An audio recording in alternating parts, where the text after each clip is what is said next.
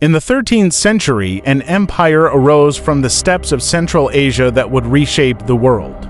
But the true story of the Mongols isn't just one of conquest, it's a tale of innovation, governance, and global transformation. Today, we go beyond the myths to explore the history of Genghis Khan's empire. Welcome, history enthusiasts! Today we're dissecting the Mongol Empire through the lens of cutting-edge scholarship. Forget what you know from pop culture. This is a deep dive into the strategies, structures, and systems that made the Mongols a superpower. Born as Temujin in 1162, Genghis Khan's early life was marked by exile and betrayal.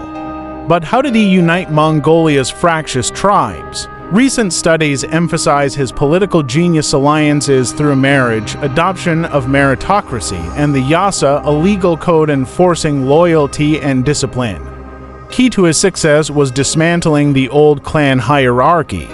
As historian Timothy May notes, Genghis promoted officers based on skill, not birth, creating a loyal bureaucracy.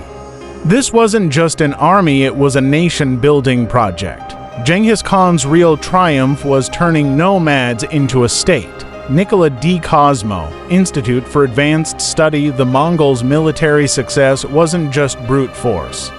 Their decimal system organized armies into units of 10, 100, and 1,000, enabling rapid communication. They mastered psychological warfare, sparing cities that surrendered, obliterating those that resisted. But here's the twist: their intelligence network, the YAM, was a medieval internet. Relay stations enabled messengers to travel 200 miles a day, giving Genghis real-time intel. As Michael Byron's research shows, this system let them exploit divisions in enemies like the Khwarezm Empire. At the Battle of Kalka River 1223, they feigned retreat for nine days, luring the Rus into a trap. This wasn't chaos, it was chess. Conquest was just the start. The Mongols' real legacy was governance. They implemented a census system, standardized weights, and even paper currency. The Pax Mongolica revived the Silk Road, but with a twist. They taxed trade, funding infrastructure like the YAM. Religious tolerance was policy.